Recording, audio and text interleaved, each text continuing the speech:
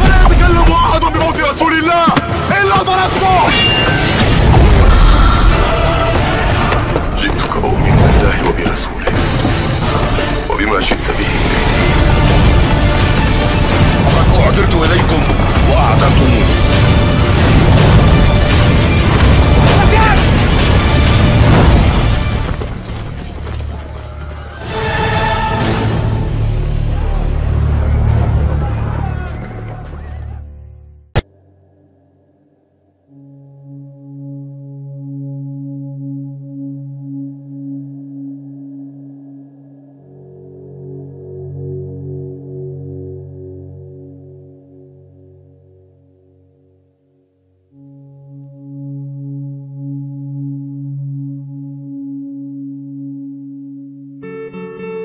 Pada suatu waktu, di tengah suasana majelis yang penuh khidmat dan perhatian, Rasulullah sedang duduk bersama para sahabatnya.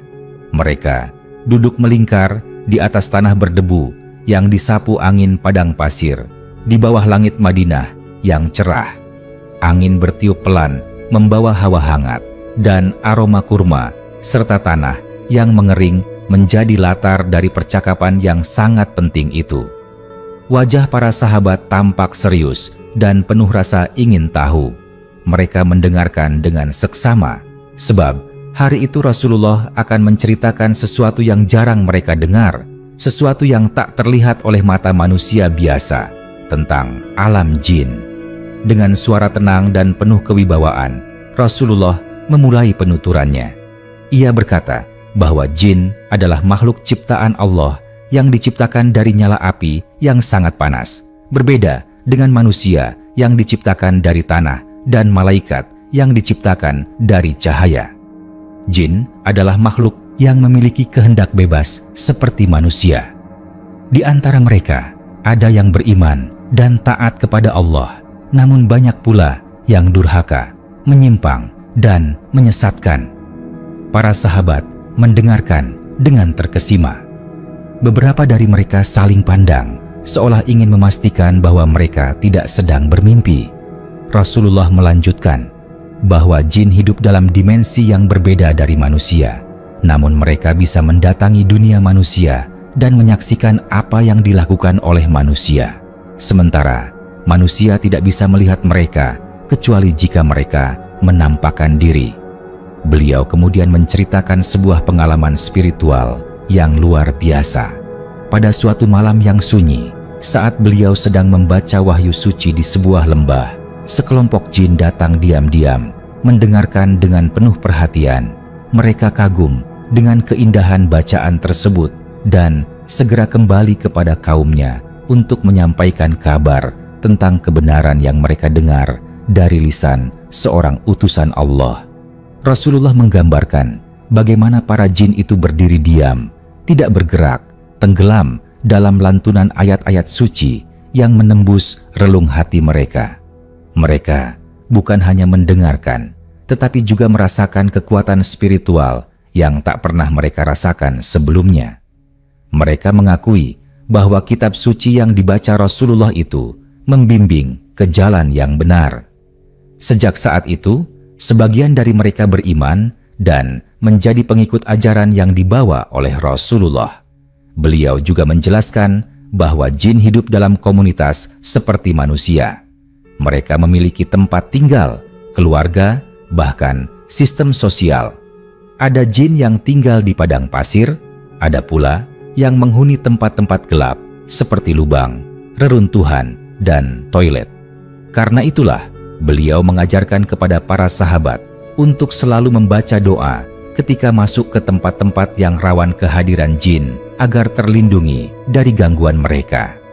Rasulullah pun memperingatkan bahwa tidak semua jin bersifat jahat, namun karena keberadaan mereka yang tidak kasat mata dan kemampuan mereka untuk menggoda manusia, maka umat manusia harus selalu waspada dan bersandar kepada Allah agar tidak terjerumus dalam tipu daya mereka. Jin yang jahat sering disebut sebagai setan, dan tugas mereka adalah menyesatkan manusia, menjauhkan mereka dari jalan kebenaran, dan menanamkan keraguan serta hawa nafsu dalam hati. Sahabat-sahabat Rasulullah tampak terdiam, merenungi setiap kata yang diucapkan. Mereka memahami bahwa dunia ini tidak hanya dihuni oleh manusia saja. Ada makhluk lain yang juga menjalani ujian hidup, memilih antara kebenaran dan kesesatan. Namun, tidak seperti manusia, jin memiliki kelebihan dalam bergerak cepat dan menempuh jarak jauh dalam waktu singkat, serta kemampuan untuk berbaur tanpa terlihat. Di akhir penuturannya, Rasulullah menekankan pentingnya perlindungan spiritual. Beliau mengajarkan doa-doa, zikir, serta surat-surat dari kitab suci yang dapat melindungi diri dari gangguan jin, terutama surat Al-Falaq dan An-Naas. Ia mengajarkan agar umatnya tidak bermain-main dengan dunia jin, tidak meminta bantuan kepada mereka, apalagi menjalin persekutuan, karena hal itu bisa menjerumuskan pada kemusyrikan. Para sahabat pun mengangguk perlahan, menandai dalam hati mereka pelajaran besar hari itu. Mereka pulang membawa rasa takjub dan kewaspadaan baru, dengan keyakinan bahwa kehidupan manusia tidak berdiri sendiri, melainkan berdampingan dengan makhluk-makhluk lain yang juga diciptakan oleh Allah. Dengan penuturan yang penuh kebijaksanaan dan ketenangan, Rasulullah telah membuka tabir tentang salah satu rahasia alam semesta yang tersembunyi dari pandangan manusia.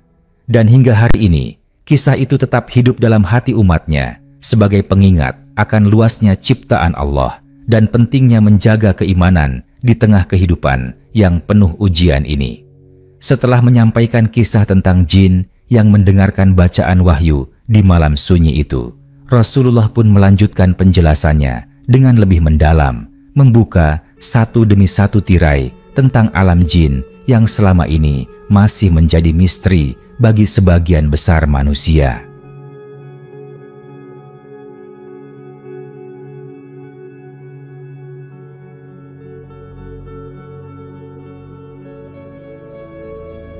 Para sahabat yang hadir, di antaranya ada yang masih muda dan belum lama memeluk Islam, menyimak dengan penuh perhatian. Tidak ada satupun suara yang terdengar selain suara Rasulullah yang lembut namun penuh wibawa. Beliau menjelaskan bahwa jin, sebagaimana manusia, akan dimintai pertanggungjawaban atas semua amal perbuatannya. Mereka memiliki akal dan kehendak bebas, bisa memilih jalan kebaikan atau jalan keburukan. Ada jin yang menjadi muslim, taat beribadah, bahkan ikut sholat, berpuasa, dan membaca wahyu suci. Namun ada juga jin yang kufur, mengingkari kebenaran, hidup dalam kesombongan dan kerusakan. Rasulullah mengingatkan bahwa jin, terutama yang jahat, sering memanfaatkan kelengahan manusia. Mereka menggoda melalui bisikan dalam hati, menghembuskan rasa takut, ragu, dan amarah. Beliau menyebutkan bahwa setan dari golongan jin sangat terlatih dalam menyesatkan manusia. Mereka masuk melalui celah-celah yang paling lemah, seperti kesombongan, hawa nafsu, ketamakan, dan ketidaksabaran. Namun tidak semua gangguan jin datang dalam bentuk yang halus. Ada kalanya mereka mengganggu secara fisik, seperti menyebabkan mimpi buruk, perasaan berat saat tidur, atau bahkan merasuki tubuh manusia. Rasulullah pun menjelaskan bahwa ketika seseorang mengalami hal demikian, hendaknya ia memperbanyak zikir, membaca ayat-ayat perlindungan, dan menghindari tempat-tempat yang dikenal sebagai tempat tinggal jin, seperti kuburan yang sunyi, bangunan tua yang tak berpenghuni, atau tempat yang najis dan kotor. Dalam sebuah kesempatan lain, Rasulullah pernah bercerita tentang peristiwa Isra dan Mi'raj saat beliau diperjalankan ke langit dan melihat banyak rahasia ciptaan Allah. Dalam perjalanan itu, beliau menyaksikan pula bagaimana jin hidup dan bagaimana mereka berinteraksi satu sama lain. Ada jin yang menjadi pemimpin kaum mereka, ada yang menjadi guru, bahkan ada yang menjadi penyihir. Mereka saling bekerja sama, terutama yang jahat, dalam menyebarkan kejahatan dan kesesatan di kalangan manusia. Rasulullah kemudian menjelaskan kepada para sahabat bahwa pada masa sebelum beliau diutus sebagai utusan Allah, jin biasa naik ke langit dan mencuri-curi berita dari para malaikat. Mereka mendengar percakapan para malaikat tentang takdir, lalu menyampaikannya kepada para dukun dan tukang sihir. Namun, setelah beliau diangkat menjadi nabi, langit dijaga dengan sangat ketat. Bila jin mencoba naik ke langit, mereka dilempari dengan kilatan api dan bintang yang menyala-nyala. Para sahabat terbelalak mendengar kisah itu. Mereka baru menyadari betapa pentingnya wahyu yang dibawa Rasulullah, hingga langit sendiri dijaga agar tidak ada satu makhluk pun yang bisa mencurinya.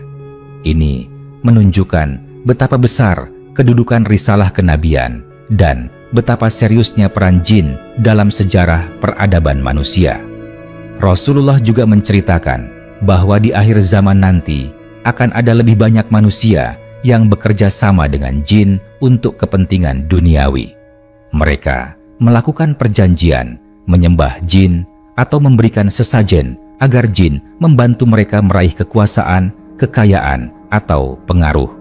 Ini adalah bentuk penyimpangan besar yang sangat dibenci oleh Allah.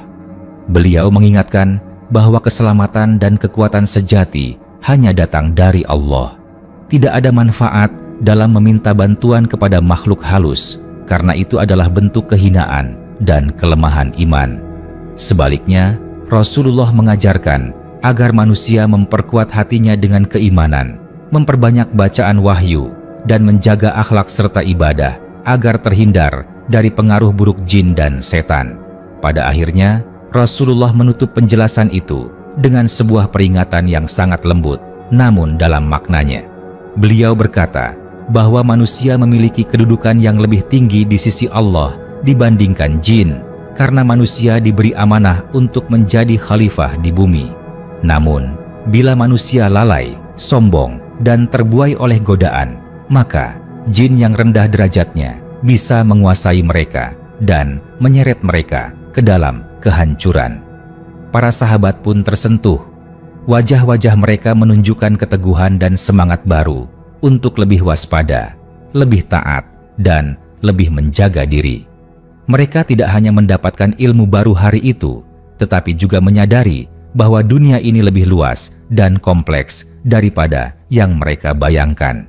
Dan sejak hari itu, kisah tentang alam jin yang disampaikan oleh Rasulullah terus disampaikan turun-temurun, menjadi pelajaran berharga bagi umatnya bahwa di balik dunia yang terlihat ini ada dunia lain yang penuh misteri, namun juga penuh pelajaran tentang kebesaran Allah dan pentingnya menjaga keimanan di setiap langkah hidup.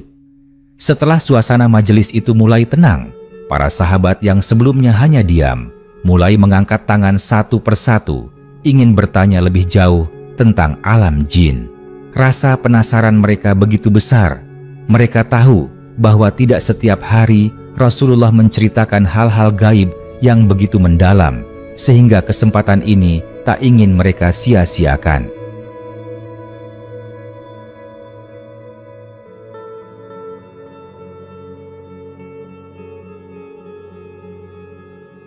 Seorang sahabat yang paling muda bertanya, "Wahai Rasulullah, apakah jin bisa menikah seperti manusia?" Dengan senyum bijak, Rasulullah menjawab bahwa jin memiliki kehidupan yang mirip dengan manusia dalam beberapa hal. Mereka bisa menikah, memiliki anak keturunan, dan menjalani kehidupan sosial di kalangan mereka. Ada jin jantan dan betina, dan mereka membentuk komunitas yang teratur. Jin juga memiliki bahasa, cara berkomunikasi, serta aturan yang mereka patuhi. Bahkan, sebagaimana manusia, mereka memiliki ulama, orang bijak, dan juga pemimpin. Lalu, seorang sahabat lain yang dikenal sebagai ahli ibadah bertanya, "Wahai Rasulullah, apakah jin bisa masuk Islam dan menjadi hamba yang taat?" Rasulullah menjawab dengan tegas bahwa jin bisa masuk Islam, dan banyak di antara mereka yang benar-benar menjadi muslim sejati. Bahkan, beliau pernah memimpin salat untuk para jin yang datang secara sembunyi-sembunyi, dan mereka pun mendengarkan dengan khusyuk. jin yang beriman akan menjalani ajaran Islam sebagaimana manusia. Mereka diwajibkan sholat, berpuasa, dan menjauhi yang haram.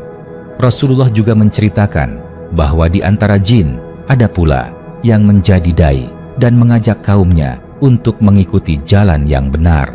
Bahkan dalam beberapa kesempatan, Rasulullah menerima perwakilan jin yang datang hanya untuk belajar agama dari beliau, lalu kembali kepada kaumnya untuk menyampaikan ilmu itu.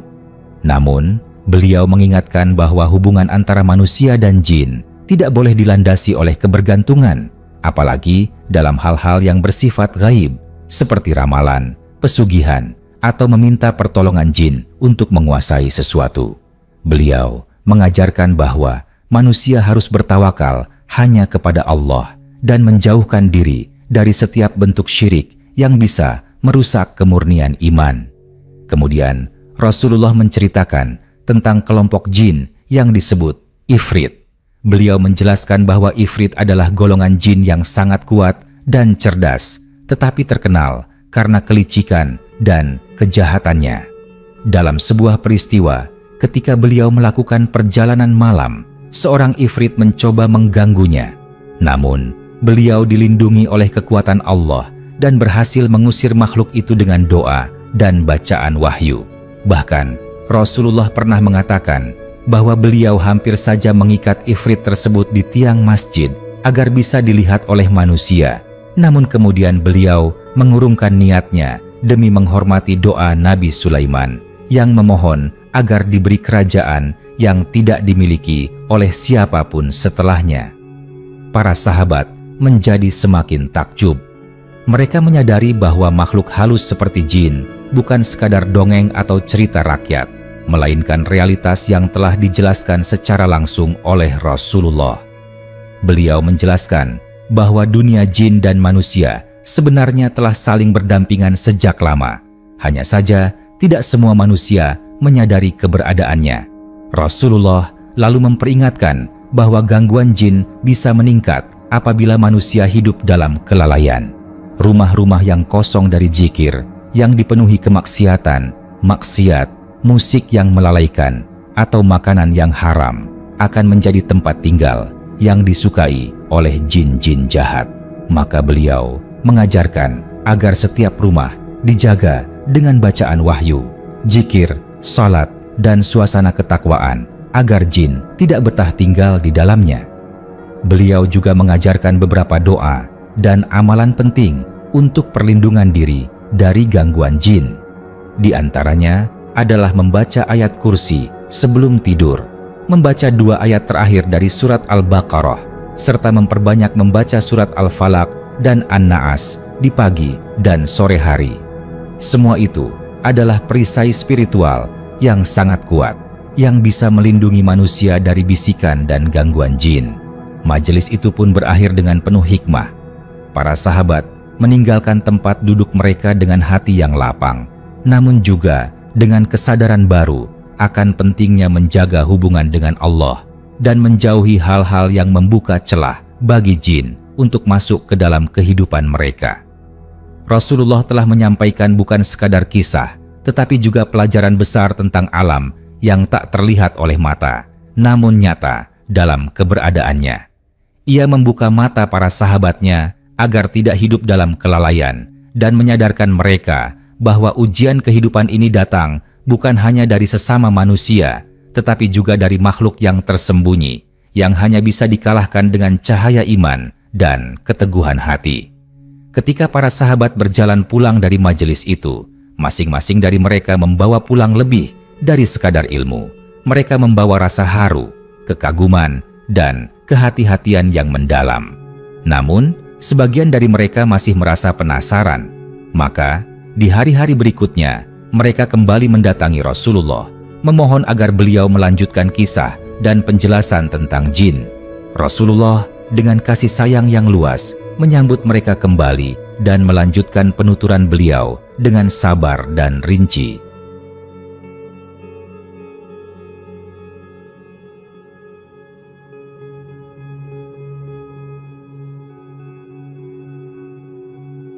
Beliau berkata bahwa sejak awal penciptaan manusia, jin sudah merasa terganggu dengan kehadiran makhluk baru ini.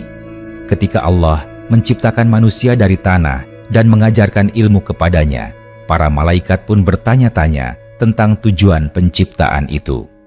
Jin yang telah ada sebelumnya dan menyaksikan berbagai kerusakan di bumi merasa terancam dengan kehadiran manusia. Maka sejak itulah sebagian jin, terutama dari golongan yang durhaka, mulai memendam rasa iri dan dengki terhadap manusia. Rasulullah menjelaskan bahwa rasa iri itulah yang kemudian digunakan oleh iblis untuk menggoda manusia pertama, yaitu Adam dan Hawa. Iblis yang berasal dari golongan jin menolak perintah Allah untuk tunduk kepada Adam, dan sejak itu dia dilaknat dan menjadi musuh utama manusia. Dia bersumpah untuk menyesatkan anak keturunan Adam hingga hari kiamat dengan segala cara yang licik dan tersembunyi. Beliau melanjutkan bahwa jin memiliki kemampuan untuk mengubah bentuk. Mereka bisa menyerupai hewan seperti ular, kucing hitam, atau bahkan manusia. Namun, mereka tidak bisa menyempurnakan bentuk seperti wajah Rasulullah, sebab Allah melindungi kemuliaan beliau dari peniruan makhluk jin. Oleh karena itu, jika seseorang bermimpi melihat Rasulullah dan wajahnya sesuai dengan yang digambarkan dalam wahyu, maka itu benar-benar beliau, karena jin tidak mampu menyerupainya. Para sahabat pun bertanya, bagaimana seseorang bisa tahu bahwa ia diganggu oleh jin?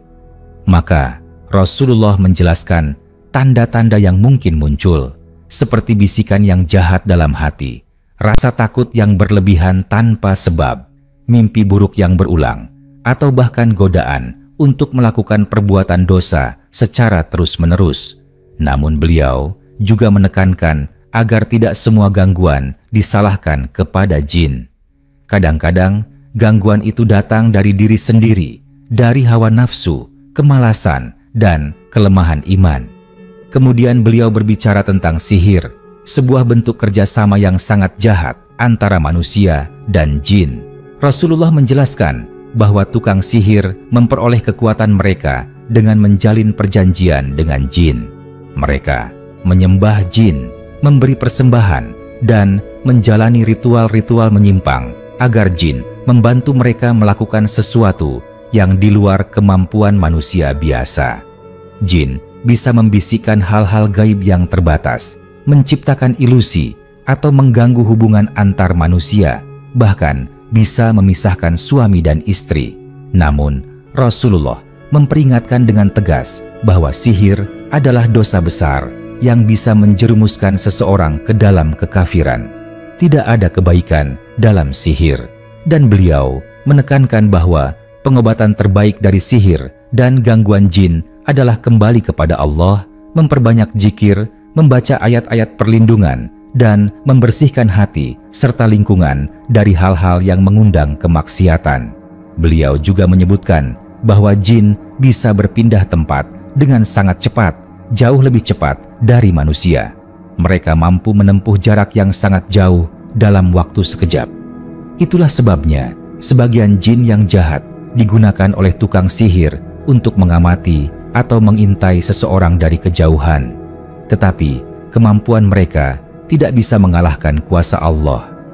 Jin tetaplah makhluk yang lemah jika dibandingkan dengan perlindungan yang diberikan oleh Allah kepada hambanya yang bertakwa.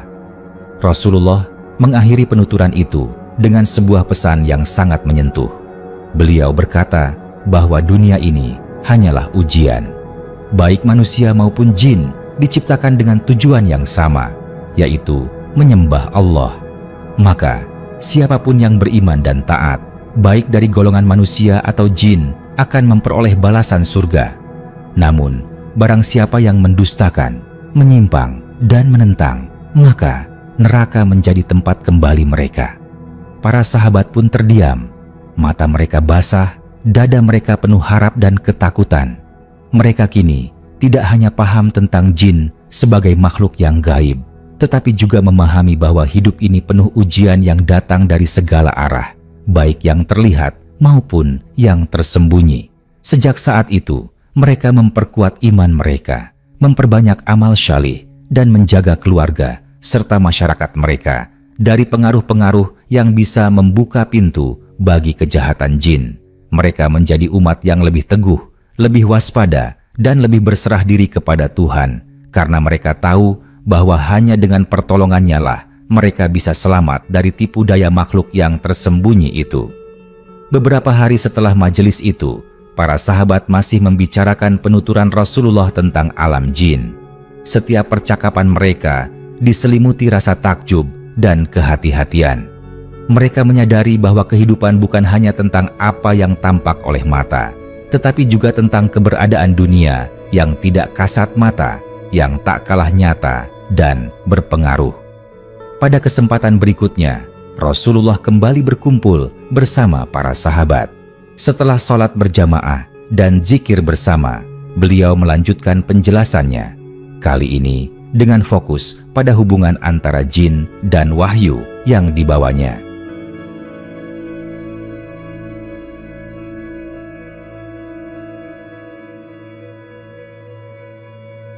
Rasulullah menyampaikan bahwa sebelum beliau diutus sebagai nabi, para jin biasa naik ke langit dan mencuri kabar-kabar dari para malaikat.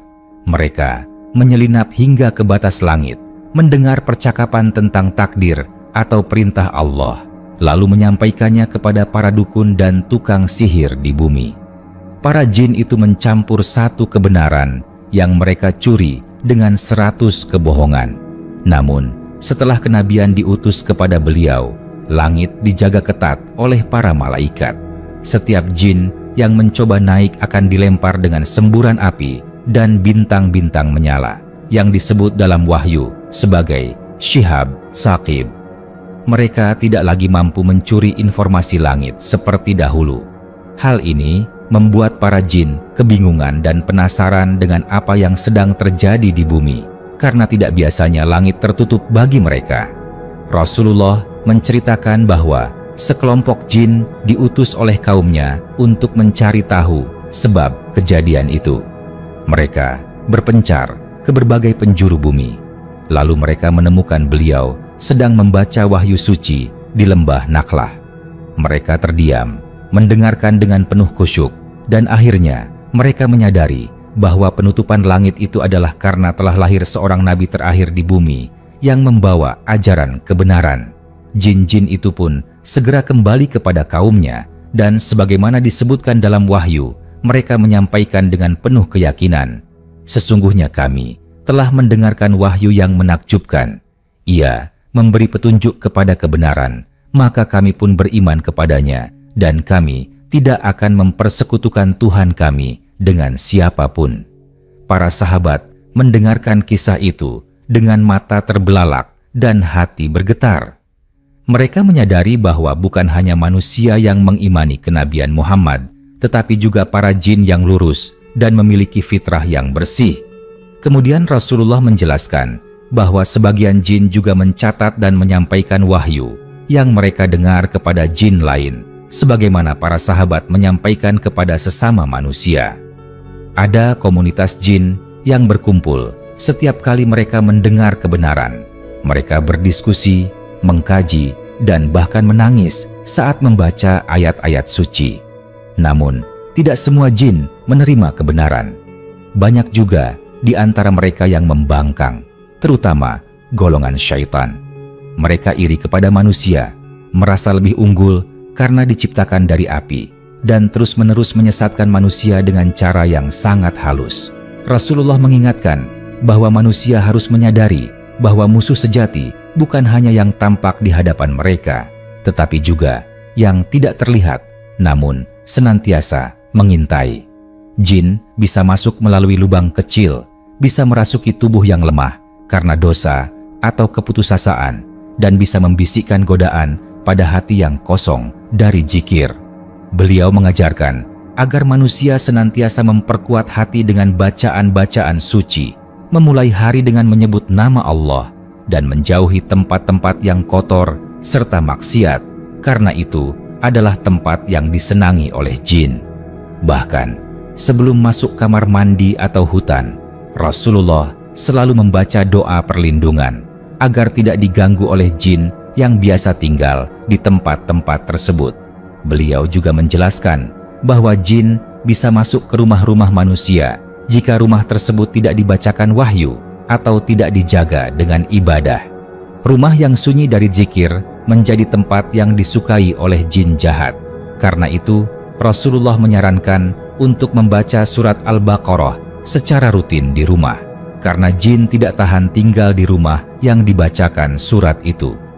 Rasulullah menutup penjelasannya dengan menyampaikan bahwa meskipun jin memiliki kemampuan yang menakjubkan, bisa terbang, berubah bentuk, atau mendatangi tempat jauh dalam waktu singkat, mereka tetaplah makhluk yang lemah di hadapan Allah. Mereka tidak bisa mencelakai seorang hamba yang benar-benar berlindung dan berserah diri kepada Allah. Para sahabat mengangguk pelan.